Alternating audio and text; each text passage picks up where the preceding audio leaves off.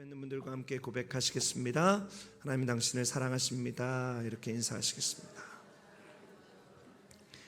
하나님이 우리를 사랑하십니다. 그 하나님의 놀랍고 큰 사랑이 우리 가운데 충만하게 될 줄 믿으시기 바랍니다. 이제 곧 크리스마스입니다. 곳곳에서 크리스마스의 분위기가 참 많이 느껴지고 있습니다. 크리스마스의 기쁨 잘 누리고 계십니까? 오늘은 크리스마스를 눈앞에 둔 대강절 세 번째 주일입니다. 예수님을 기다리는 갈망이 매 날이 가면 갈수록 더 커지는 깊은 은혜가 있게 되기를 예수 그리스도 이름으로 축원드립니다. 주체 사상이 종교가 된 북한에 크리스마스가 있을까요, 없을까요? 애석하게도 북한은 공식적으로 크리스마스가 없습니다. 많은 북한의 주민들은 크리스마스가 있는지도 모른다라고 합니다. 하지만 아무리 폐쇄 사회라고 할지라도 완전히 통제할 수는 없죠.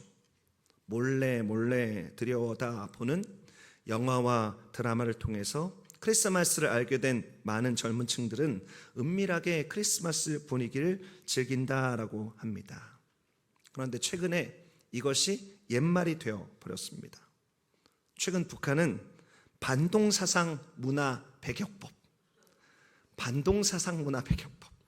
이런 법을 만들어서 자신의 주체 사상에 조금이라도 벗어나는 것이 있으면 반란으로 간주해 버립니다. 그래서 가차없이 처벌해 버리고 있습니다. 이와 같은 법 때문에 몰래 밀수를 통해서 얻은 크리스마스 장식이나 그림이 발견되면 즉시 체포를 당하게 되죠. 크리스마스 전후로 있게 되는 연말 모임, 또 세상 사람들은 그럴 때마다 술 한 잔씩 하지 않습니까? 그런 모임은 물론이거니와 모여서 커피를 마시는 것조차 반동행위로 몰릴 수 있다라고 합니다. 그래서 크리스마스 날이 축제의 날이기는커녕 공포의 날이 되어버린 것이죠. 사실 우리들의 크리스마스 이브인 12월 24일은 북한의 또 다른 기념일입니다. 그날이 어떤 날인가? 바로 김일성의 첫째 부인이고 김정일의 어머니인 김정숙의 생일입니다. 그래서 12월 24일에는 국가적으로 성대한 기념행사를 열고 또 그 나름대로 이상한 과 같은 행사를 하고 있는 것을 매체를 통해서 보게 됩니다. 참 여러 가지로 놀라움을 주는 나라가 바로 북한이죠. 반면에 제가 느끼기에 좀 지나친 나라도 있습니다. 필리핀. 여러분, 저도 필리핀에서 한 2년 정도 살았는데요. 필리핀 사람들이 굉장히 낙천적이고 굉장히 친절합니다. 그냥 아무나 붙들고 이야기하는 것을 굉장히 좋아하는 프렌들리한 사람들이 필리핀 사람들입니다. 그래서 한편 노는 걸 엄청 좋아합니다. 그래서 필리핀 사람들이 때로 지나치고 엽기적으로 노는 모습들이 많이 있습니다. 기네스북에 많이 도전하는 나라 가운데 하나가 필리핀입니다. 별별 이상한 기록 가지고 목숨 거는 나라가 필리핀이죠. 그래서 필리핀 사람들은 크리스마스를 9월 달부터 즐기기 시작합니다. 추수감사절, 크리스마스, 그리고 연말 연시까지 축제 분위기로 그들은 지냅니다. 그래서 이 기간을 필리핀 사람들은 버먼스라고 부릅니다. september, october, november, december. 이 넉 달이 버로 끝나기 때문에 그렇게 부르는 것이죠. 필리핀의 대형마트에 가면 9월 달부터 벌써 크리스마스 트리 장식이 설치됩니다. 이렇게 징하게 놀다 보니 크리스마스의 본래 의미가 자꾸 희석됩니다. 크리스마스는 예수님 바라보는 날인데 크리스마스는 9월 달부터 12월 달까지 진탕 노는 날로 생각하는 것이죠. 지치도록 노는 것이 필리핀 사람들입니다. 여러분, 오늘 말씀의 제목이 기다림의 축복인데요. 기다림이란 어떤 것입니까? 기다림은 뭔가 모아지는 초점이 있습니다. 뭔가 포커스 되어지는 대상이 있죠. 북한처럼 초점이 모아지는 기다림의 대상을 지어버리면 기다림이 성립될 수 없습니다. 반면 이 기다림은 또 뭔가 충족되지 않는 인내의 요소도 있습니다. 뭔가 계속해서 보고 싶은데, 만나고 싶은데 완전하지 않아서 기다리는 것이죠. 목마름이 있는 것입니다. 내 사랑하는 누구누구를 정말로 보고 싶은데 보지 못하니 그날을 손꼽아 기다리는 것이죠. 그래서 기다림에는 고통의 요소가 있습니다. 근데 그 고통의 요소를 잘못 채우면 어떻습니까? 내 사랑하는 연인을 보고 싶은 나머지 그 연인의 아름다운 얼굴로 마음의 갈망을 채우는 것이 아니고 여러 여자들의 얼굴로 마음을 갈망을 채우면 어떻습니까? 그러면 그 기다림이 희석되어지게 되는 것이죠. 그렇게 기다림의 목마름의 대상을 다른 것들로 충족하면, 필리핀 사람들처럼 크리스마스를 노는 것으로 충족시키면 기다림은 성립될 수 없습니다. 이렇게 대상이 지워지든지 갈등이 느껴지지 않는 그와 같은 인내가 없는 기다림은 변질되어지고 기다림의 축복 또한 누리지 못하게 되는 것이죠. 사랑하는 성도 여러분, 기다림의 축복에는 어떤 것이 있을까요? 오늘 애가라고 불리어지는 이 슬픈 노래를 부르는 예레미야는 그 기다림의 축복을 아는 사람이었습니다. 그는 하나님의 도성 예루살렘의 멸망을 경험하면서 모든 것이 무너지는 경험을 한 사람이었죠. 그 무너짐 때문에 마음의 고통이 넘치고 넘쳐서 터져 나오듯이 슬픈 노래로 그 입에 고백되기 시작했습니다. 그런데 그의 이 슬픈 노래는 원망과 절망, 남 탓으로 흐르지 않고 그의 눈물의 노래가 그 마음속에 있는 절망과 격분과 슬픔을 깨끗하게 써내면서 예레미야는 회복의 때를 향한 그 시선이 모아지기 시작합니다. 그 회복을 주시는 하나님에 대한 그 포커스, 그 시선이 좁혀지게 되는 것이죠. 그 날에 대한 거룩한 갈망이 그 심령 깊은 곳으로부터 인내의 소망으로 그 삶에 흘러넘쳐나게 되었던 것입니다. 여러분, 예레미야 애가는 5장으로 되어져 있습니다. 5장으로 되어져 있는 한복판 3장은 그 기다림의 정점을 이루고 있습니다. 여러분, 성경을 보면 예레미야 3장은 총 66절로 되어 있습니다. 3절씩 묶어서 22개의 묶음이죠. 여러분, 히브리어 알파벳이 22개입니다. 그러니까 예레미야 애가의 3장은 히브리어 알파벳 순서로 시작되고 진행되는 운율이 느껴지는 아름다운 노래입니다. 마음 같아서는 예레미야 애가 3장에 있는 이 말씀을 아름다운 노래로 불러드리고 싶지만 제가 곡조를 잘 알지 못해서 안타깝게도 불러드릴 수 없습니다. 하지만 여러분들이 예레미야 애가 3장에 있는 말씀을 읽어 내려가면서 아름다운 선율을, 정말로 그 마음속에 있는 기다림의 소망의 아름다운 노래소리를 들었으면 좋겠습니다. 이렇게 3장의 기다림이 정점이 있기에 이 말씀 속에는 기다림의 축복도 깊게 배어 있습니다. 그 중에 몇 구절들을 함께 나누며 예레미야가 경험했던 기다림의 축복을, 이 기다림의 절기에 경험하는 저와 여러분 되시기를 예수님의 이름으로 축원드립니다.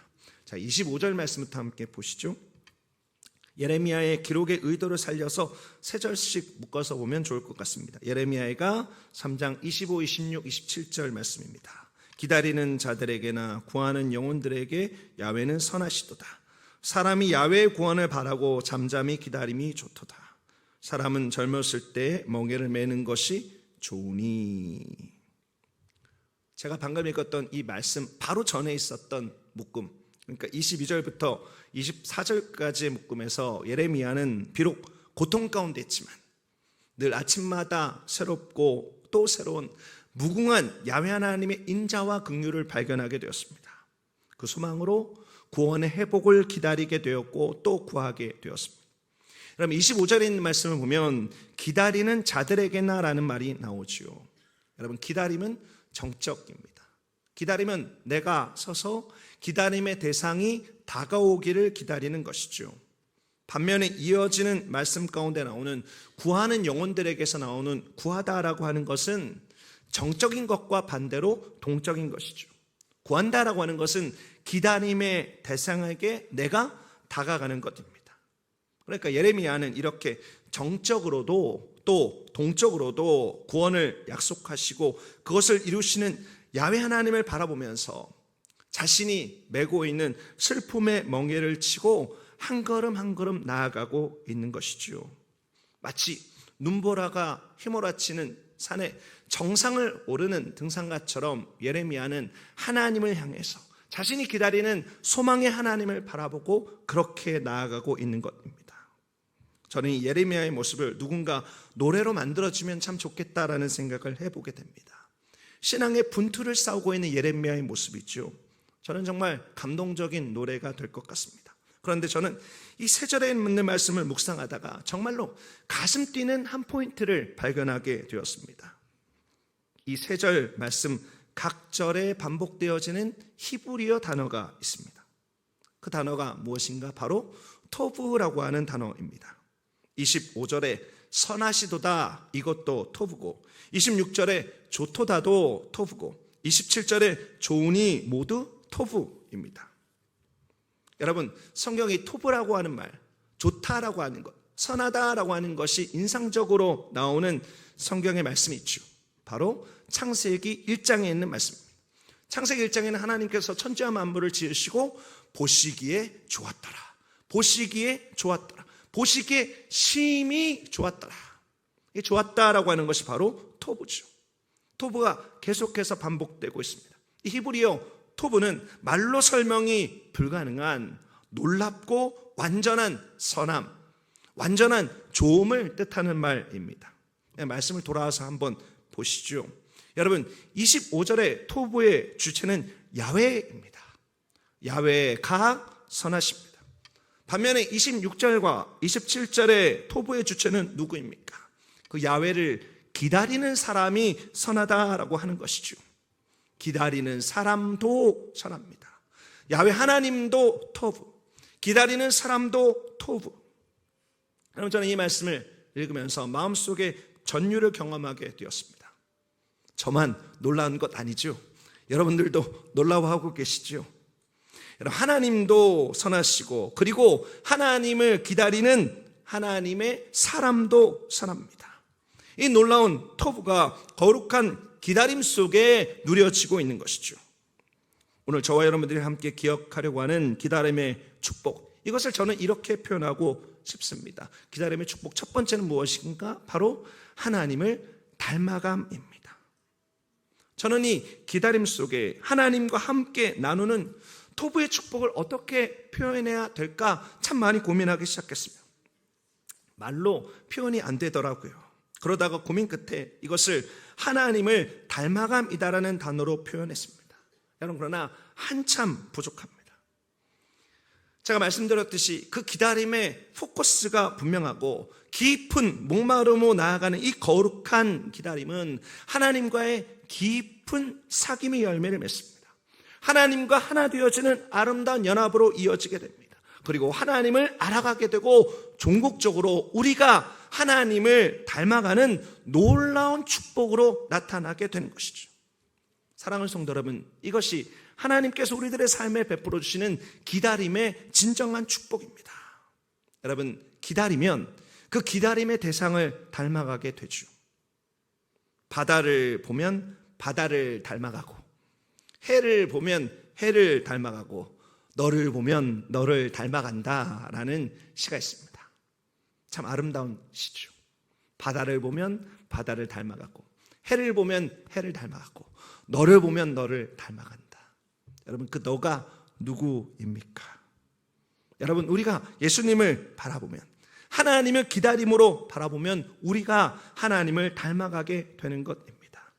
하나님의 토브가 그가 선포한 대로 그를 앙망하는 심히 보시기에 좋았던 우리들에게 넘쳐나게 되는 것이죠.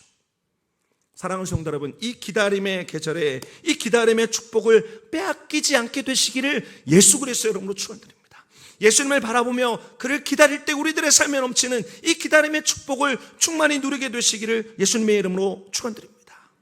산타클로스를 바라보면 우리도 산타클로스처럼 살만 계속 찔지 모릅니다. 루돌프만 바라보면 우리도 루돌프처럼 코만 빨가지게 될지 모르겠습니다. 이 시간 우리가 받게 될, 이 계절 우리가 받게 될 선물만 바라보면 우리들의 마음에 너무 선물의 마음만 쏟아지게 될지 모르겠습니다. 또 크리스마스의 분위기에만 너무 젖어들게 되면 이 계절의 주인공이신 예수님을 잊어버릴까 그 같은 두려움이 생기게 되는 것이지요. 사랑하는 성도 여러분, 다시 한번 말씀드립니다. 이 복된 계절, 이 기다림의 복된 계절의 주인공은 바로 예수 그리스도입니다. 예수 그리스도를 바라보고 예수 그리스도를 목마름으로 기다리는, 그래서 예수님의 토부가 우리들의 마음과 심령에 충만하게 되는 진짜 축복을 누리게 되시기를 예수 그리스도 여러분으로 축원드립니다. 하나님께서 우리를 향해서 아름답다, 하나님께서 우리를 향해 너는 참 선하다, 하나님께서 우리를 향해 너는 참 보기에 좋다라고 말씀하십니다. 여러분, 이것은 우리가 하나님을 바라보는 거룩한 기다림 가운데, 거룩한 갈망 가운데 누려지게 되는 것이죠. 오늘 말씀을 묵상하면서 그것을 누리는 저와 여러분 되시기를 예수 그리스도 여러분으로 축원드립니다. 이어지는 세 절의 묶음을 함께 보시죠. 예레미야 3장 28, 29, 30절 말씀입니다. 혼자 앉아서 잠잠할 것은 주께서 그것을 그에게 메우셨습니다. 그대의 입을 땅의 티끌에 댈지어다. 혹시 소망이 있을지로다.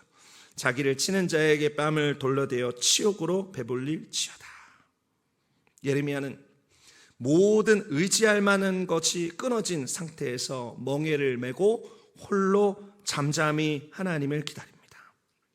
여러분, 이전에 이스라엘은 멸망을 앞둔 위기에서 하나님을 저 뒤로 밀쳐내고 자신을 도와줄 나라들과 함께 앉기를 원했습니다. 그래서 때로 애굽에 줄 설 때도 있었고 때로 바벨론에 줄 설 때도 있었습니다. 하나님께 줄 서야 되는 이스라엘이 애굽에 줄 서고 바벨론에 줄 섰습니다. 그러다가 멸망을 당하니 애굽도 떠나고 바벨론도 떠나고 혼자가 되었습니다. 30절에 있는 말씀처럼 뺨을 돌려대어 얻어맞는 치욕으로 배부른 상태가 되어버렸습니다. 그런데 이것이 오히려 소망이 되었습니다.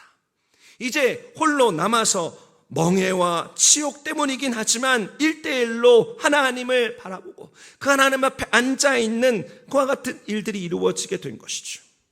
여러분, 29절에 우리가 주목해야 될 표현이 있습니다. 그것은 그대의 입을 땅의 티끌에 댈지어다라는 말씀입니다. 여러분, 이것이 무슨 뜻입니까? 여러분, 그렇게 1대1로 하나님 앞에 땅의 티끌에 입을 댈 만큼 엎드려 보셨습니까? 여러분, 머릿속으로 한번 그려 보십시오. 하나님 앞에 엎드립니다.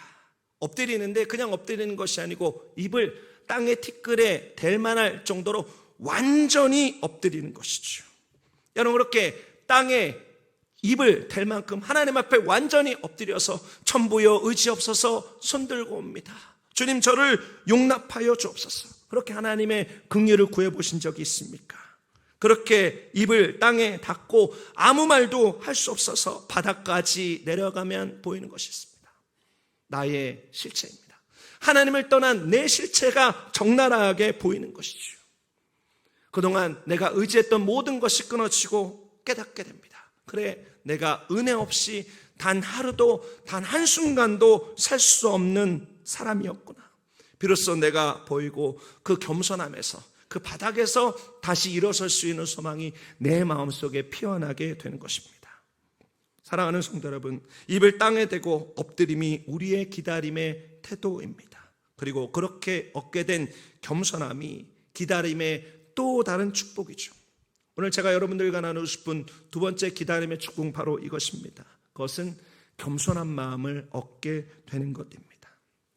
사랑하는 성도 여러분, 왜 겸손함이 축복입니까?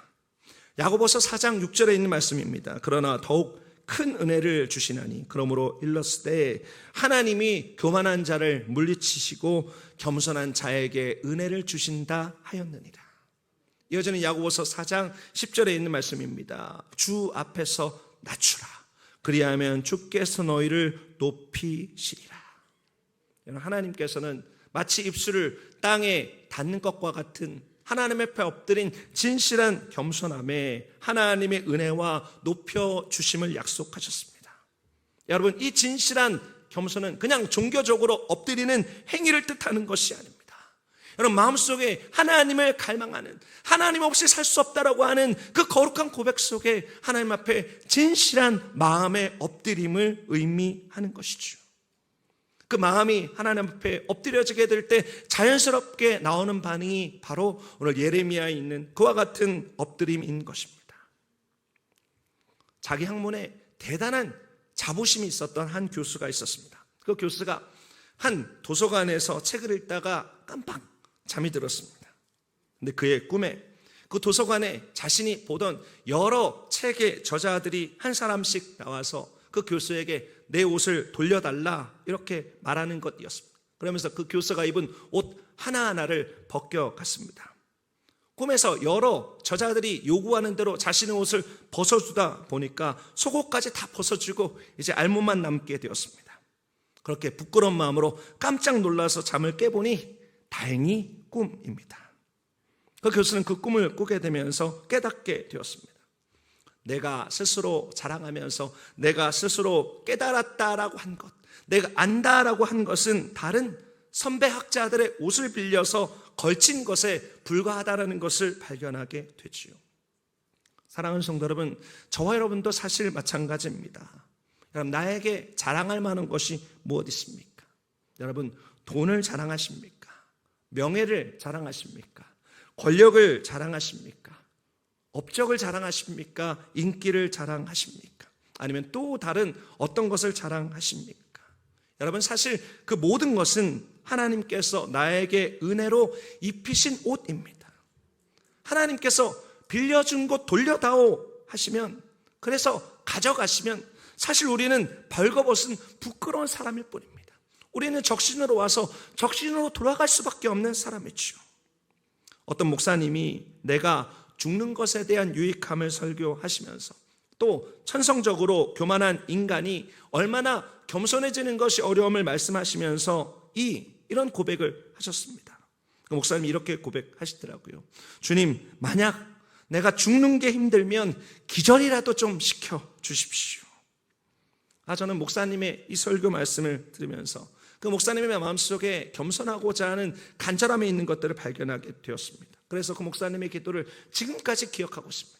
하나님, 주님 안에서 죽고 싶습니다. 그런데 내가 죽는 것이 힘드니 주님 제발 기절만이라도 좀 시켜주십시오.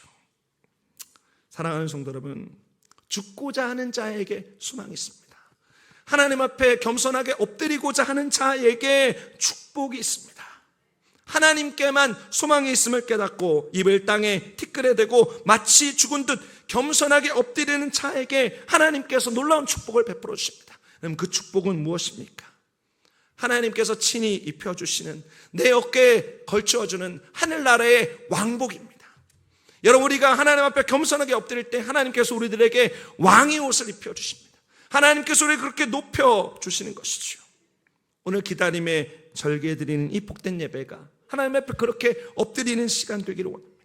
여러분, 예배는 내가 높아지는 시간이 아닙니다. 예배는 내가 즐기는 시간이 아닙니다. 예배는 내가 하나님 앞에 엎드리는 시간이고, 예배는 내가 하나님을 즐겁게 해드리는 시간인 것이죠. 여러분, 그렇게 우리가 하나님 앞에 겸손하게 엎드릴 때 이 기다림의 절기 가운데 베풀어 주시는 하늘에 넘치는 높여주심의 은혜를 경험하게 될 것입니다. 겸손하고 진실한 경배를 통해서 우리를 세워주시는 하나님의 은혜를 맛보는 우리 모두 되시기를 예수 그리스도 이름으로 축원드립니다. 오늘 본문의 마지막 목금을 보도록 하죠. 31절부터 33절까지는 말씀입니다. 이는 주께서 영원하도록 버리지 아니하실 것임이며 그가 비록 근심하게 하시나 그의 풍부한 인자하심에 따라 긍휼히 여기실 것임이라. 주께서 인생으로 고생하게 하시며 근심하게 하심은 본심이 아니시로다. 저는 예레미야의 말씀을 읽을 때마다 참 놀라는 것이 있습니다. 이 슬픈 노래를 부르던 예레미야는 하나님의 본심을 깨닫게 됩니다. 여러분, 예레미야 33장 3절에 있는 말씀 아시죠? 무엇입니까? 너희는 내게 부르짖으라. 내가 알지 못하는 크고 은밀한 일을 내게 보이리라. 예레미야 33장 3절 말씀 333. 그런데 예레미야애가 3장 33절 말씀. 여러분, 예레미야애가 333은 무엇입니까? 하나님의 본심에 대한 말씀. 여러분, 하나님께서 우리들의 삶에 보이시는 크고 은밀한 일은 무엇인가요? 바로 하나님의 본심입니다. 여러분, 예레미야는 하나님의 본심을 깨닫게 되었습니다. 하나님을 앙망하는 가운데, 하나님을 바라보는 가운데 하나님의 진짜 마음을 깨닫게 된 것이죠. 마치 자녀가 잘못된 길로 돌아서자 모질게 회초리를 때리고 훈육했던 어머니가 뒤에서 눈물을 흘리며 자녀를 위해서 기도하는 그와 같은 어머니의 마음을 발견한 것 같은, 여러분, 선지자는 그와 같은 하나님 아버지의 깊은 눈물을 보게 된 것입니다. 여러분, 이것이 또 다른 기다림의 축복이죠. 여러분, 기다림의 축복 세 번째, 여러분들과 함께 나누고 싶은 축복은 바로 이것입니다. 그것은 하나님의 본심을 발견하는 것입니다. 예레미야 애가 3장 33절에 있는 말씀을 기억하십시오. 여러분, 우리가 이 땅을 살아가면서 어떤 사람의 진심, 어떤 사람의 본심을 발견하면 어떻습니까? 그 사람 도저히 그런 사람이 아니다라고 생각했는데 그 사람의 본심이 이것이 아니었구나라는 것을 발견하면 마음에 감격이 있죠. 여러분, 츤데레라고 하는 말을 들어보셨습니까? 일본 네티즌들이 사용하던 말입니다. 이 츤데레는 일본어 조합인데요, 겉은 엄격한데 속은 따뜻한 사람입니다. 사람들에게 의외의 감동을 주는 사람이죠. 오다 주었다 이러면서 자신에게 필요한 것을 툭 던져주는 사람, 그 같은 사람이 바로 츤데레 같은 사람이죠. 나에게 아무 관심이 없는 것 같은데 어떻게 오다 주은 것이 그렇게 나에게 필요한 것인지, 그런 사람이 바로 겉은 차가운데 속은 따뜻한 츤데레 같은 사람입니다.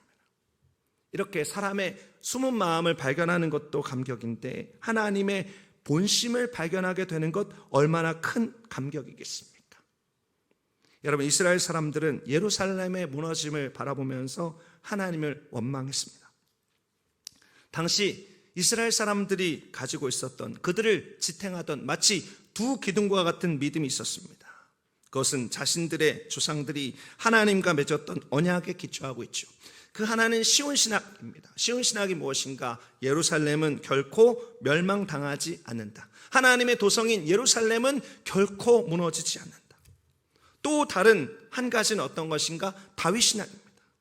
다윗의 왕가는, 하나님께서 세우신 다윗 왕조는 결코 끊어지지 않는다입니다. 하지만 북이스라엘에 이어서 남유다까지 멸망하면서 이 두 신념이 완전히 무너져 내리게 됩니다. 예루살렘 성은 피폐하게 되었고 다윗의 왕조도 끊어지게 되었죠.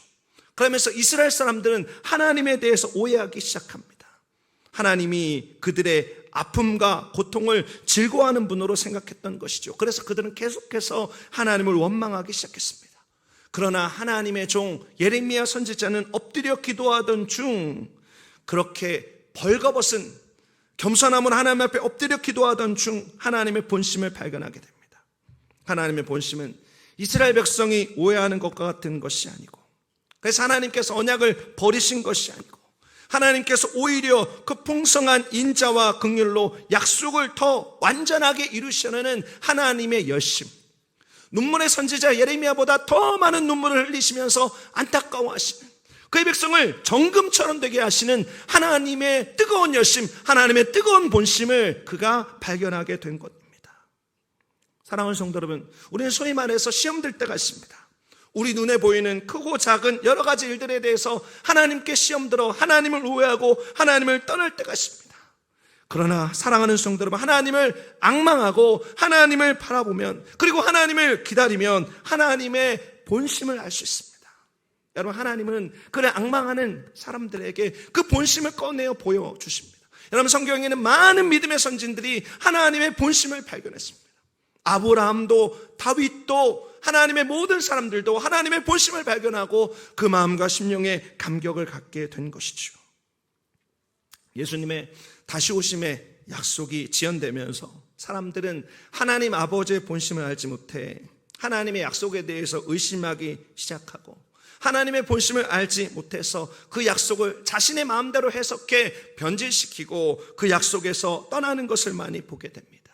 여러분, 그러나 하나님의 본심은 어떤 것입니까? 베드로후서 3장 9절에 있는 말씀입니다. 예수님의 다시 오심에 대한 하나님의 본심, 그 약속이 더디 이루어지는 것 같은 것에 대한 하나님의 본심은 바로 이것이죠. 주의 약속은 어떤 이들이 더디다고 생각하는 것 같이 더딘 것이 아니다. 오직 주께서는 너희를 대하여 오래 참으사 아무도 멸망하지 아니하고 다 회개하게 이르기를 원하시느니라. 여러분, 하나님의 본심은 어떤 것입니까? 하나님의 본심은 이 땅 가운데 오셔서 이 땅에 있는 모든 사람들을 다 쓸어버리는 것이 아닙니다. 하나님의 본심은 아무도 멸망당하지 않는 것입니다. 모두가 다 하나님의 품으로 돌아오는 것입니다. 그래서 그 약속을 잊은 것이 아니라 그 약속을 오늘 이루실 수 있음에도 불구하고 하나님께서 오래 참고 인내하고 계시는 것이죠. 사랑하는 성도 여러분, 이 복된 계절에 하나님을 기다리며 하나님의 본심을 알게 되는 은혜 있게 되시기를 예수님의 이름으로 축원드립니다. 우리가 진실한 기다림으로 서게 될 때 그 하나님의 본심이 마음속에 부딪히게 될 것입니다. 그러면서 인내로 그 뜻을 이루라라고 하는 하나님의 명령을 우리들의 삶 속에 성취할 수 있게 될 것입니다. 소망을 잃지 않고 하나님의 본심을 바라보면서 하나님의 마음을 알아주는 이심전심의 은혜가 있게 되시기를 예수 그리스도의 이름으로 축원드립니다. 그 축복을 경험하는 은혜 있게 되시기를 예수 그리스도의 이름으로 축원드립니다. 오늘 기다림의 축복 3가지를 함께 나눴습니다. 여러분, 목사님이 축복이라고 하니 어떤 축복이 떨어질까? 어떤 떡이 떨어질까? 이런 마음으로 말씀을 들으신 분이 계실 줄 압니다. 첫 번째 축복은 하나님을 닮아갑니다. 두 번째는 겸손한 마음을 얻음입니다. 세 번째는 하나님의 본심을 발견합니다. 혹시 이것이 목사님 이게 정말 축복 맞습니까? 축복은 돈이 많이 생기고 축복은 내가 이 세상에서 출세하고 축복은 내가 건강한 것 아닙니까? 이렇게 생각하기 쉽습니다. 그런데 사랑하는 성도 여러분, 이 축복 안에 다 들어있습니다.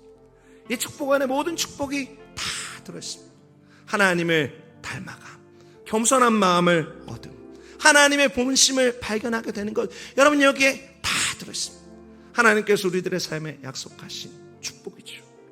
여러분, 이 시간 우리가 이 축복을 갈망하게 되시기 바랍니다. 진짜 축복을 기다리는 자로 경험하게 되시기 바랍니다. 그리고 이와 같은 축복을 누리며 예수 그리스도 안에서 진정 행복한 자로 살아가는 은혜 있게 되시기를 예수 그리스도의 이름으로 축원드립니다. 기도하시겠습니다. 존귀하신 하나님, 감사합니다. 기다립니다. 정말로 기다립니다. 정말로 간절함으로 기다립니다. 예수님의 오심을, 예수님의 다시 오심을 기다립니다. 예수님을 기다리며 예수님을 바라봅니다. 이 땅의 화려한 장식들과 이 땅의 화려한 여러 가지 크리스마스 행사들이 아닌 이 시간, 이 땅의 진정한 주인이신 예수 그리스도를 바라봅니다. 예수님을 바라보는 우리들에게 이 놀라운 예레미야에게 저자가 경험했던 축복을 허락하여 주옵소서. 하나님을 닮아가게 하여 주옵소서. 하나님의 선하심이 우리들의 삶에도 충만케 되게 하여 주시고 우리의 선함으로 이 세상 속에 나타나게 하여 주옵소서. 하나님 앞에 엎드리는 진정한 겸손함을 허락하여 주시고 그 겸손한 마음으로 하나님의 마음을 알아주는 우리 모두 되도록 주여 인도하여 주옵소서. 하나님의 마음을 알 수 있는 놀라운 특권 주신 하나님, 기다리는 자에게, 하나님을 앙망하는 자에게 허락하신 그 놀라운 축복이 우리 가운데 가득하기 원합니다. 모든 말씀 예수 그리스도의 존귀하신 이름으로 기도드립니다.